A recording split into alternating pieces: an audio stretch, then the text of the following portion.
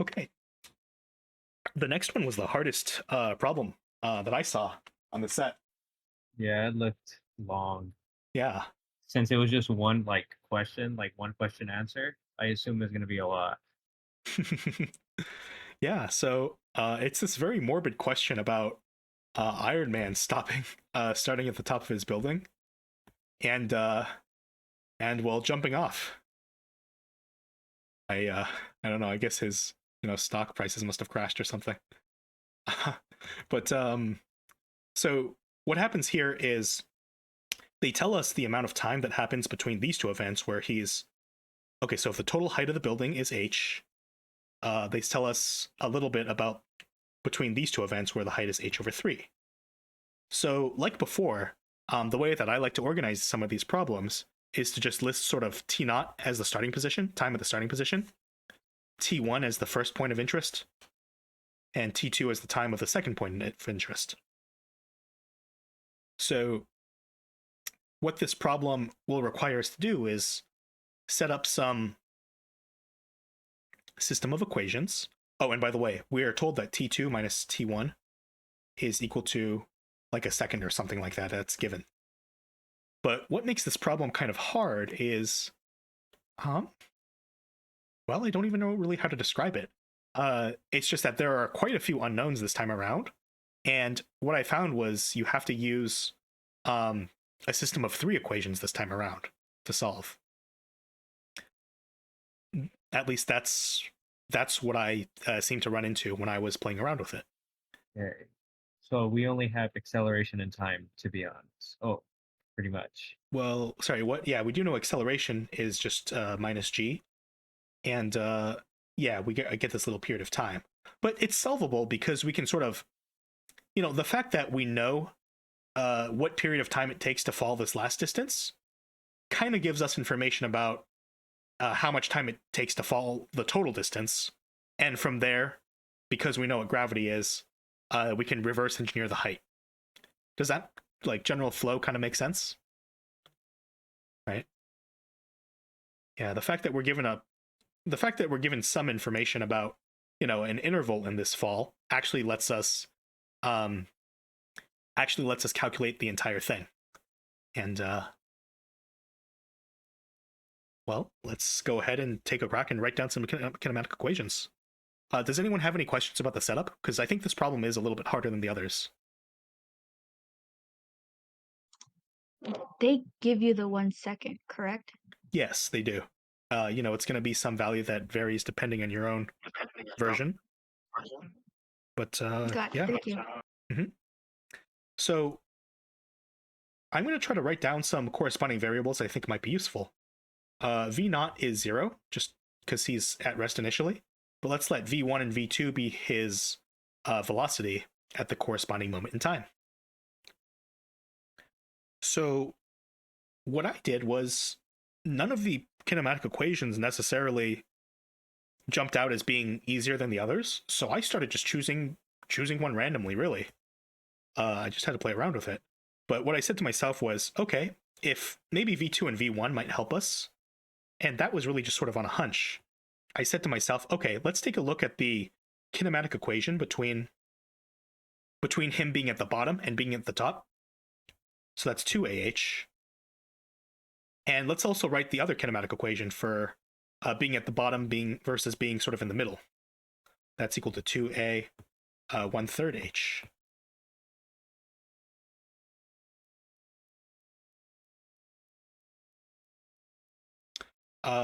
One little subtlety here is, okay, I guess I should just write it out. This is really minus G, and this is minus H, but the minus signs kind of cancel out, so I don't really care too much. Yeah, and the same thing goes here. I'm just not going to write out the minus sign again. But at this point, we know that V naught is 0, so this sort of lets us relate V2, V1, and H a little bit together. And this is 2 equations and 3 unknowns. So we kind of got to introduce another equation, unfortunately. But what else do we know? We know that they fell some amount of distance in or in terms of h, in a certain amount of time. So let's try using the equation for travel, which is just minus 1/3 h is equal to minus v1, and that's going to be t2 minus t1 minus 1/2 g t2 minus t1 squared. And just as a reminder, we totally know what t2 minus t1 is. We don't care about the individual values. We just care about their difference, which is a second or something like that. So that is to say, we know what these values are. We know what g is. That's just a constant. But at this point, h and v1 are going to be our unknowns. And at this point, we have a system of 3 equations and 3 unknowns. And this is technically solvable. And that's actually exactly what I think I would suggest for you to do on your own. But does this scare you at all? A system of 3 equations and 3 unknowns? Have you ever done anything like that in high school? Probably. Most likely, but Yeah. I wouldn't believe to this extent. Yeah. No, a system of 3 equations and 3 unknowns should be solvable, essentially for the same reason a system of 2 equations and 2 unknowns is. That's a result that you'll talk about a little bit more if you get to linear algebra. Although for this particular equation, you notice that some of the stuff is not necessarily linear because there are some squares here. But whereas I would totally leave you on your own if you were solving 2 equations and 2 unknowns, maybe I'll look just a tiny bit at the calculation to sort of give you maybe a guiding hint. But remember that at the end of the day, we want to figure out what h is, right? We want to figure out what h is. So I don't know, how do we want to do this? I would think about maybe, like, the point is we want to eliminate this in some way. I'm just trying to figure out a pattern that might be a little bit easier than the others. But like, if you take these 2 equations and subtract one from the other, that should be able to get rid of v2 squared, right? And that would just leave you with v1 and some expression of v1 squared and some expression of h. Okay. So then if you have if we call this equations A, B, and C, the first thing I would do is take equations B minus A. And then at that point, that's going to look something with v1 squared is equal to something with h. And with that being the case, I would take this equation B minus A and plug that into, isolate for v1 or isolate for h, and plug that into equation C and solve. And the rest I think you should be able to take on from there. Does that make sense? So part AB would be like setting the equation equal to each other, getting an answer, then plugging it into the last equation. Yeah, you could think about it that way if you want, right? You could think about like isolating v2 squared in both of these equations, right? So then you would just basically move v1 squared to the other side, and then you would set this, so like you would put v1 squared over here, and then you would just set this part equal to this part. And that would probably serve you well. And then When once you do what's that, up? sorry, when you do that, would you solve for h? You could do really. Like once you start to unravel it, you can solve for all of them. But for this one, I just how do you put it? You could isolate v1 squared and then square root it to plug it in over here and solve for h. But that being said, that might leave you with 2 choices. You might have to, because v1 is going to be equal to the positive or negative square root of v1 squared, right? You might have to try both values and see which one makes more sense.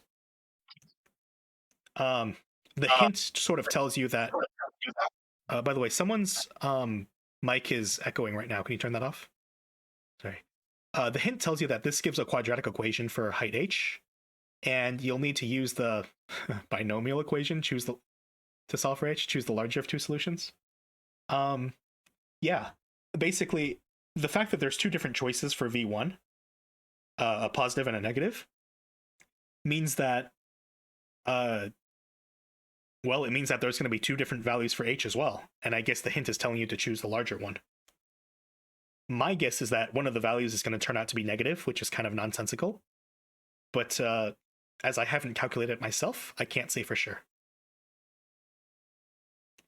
Okay, so that problem was probably the hardest one we've seen so far. Any questions on it? I feel like for that one, I'll just spend time on it. Yeah. No, spend time on it, play around with it, get some feel for what's happening. You can take a look at the recording to sort of hopefully guide you as well. But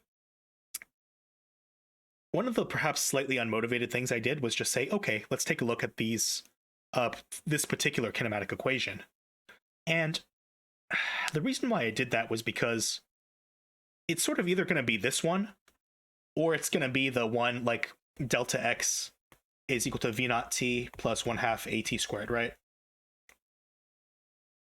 Those are sort of our, of the four kinematic equations, it's basically this one and this one are the more complicated two. So between these two, I was really hoping to avoid talking about time as much as possible, which, because the time between jumping off the building and the time between landing, I don't know, I just had some hunch that I really didn't want to deal with it. The reason I used it for this part, though, was because T2 minus T1 was given. But maybe it was possible to do this problem by using this equation instead. It's totally possible. But I just find this equation a lot neater, in my opinion. Okay. Any other questions, or shall we move on? We can move on. Okie dokie.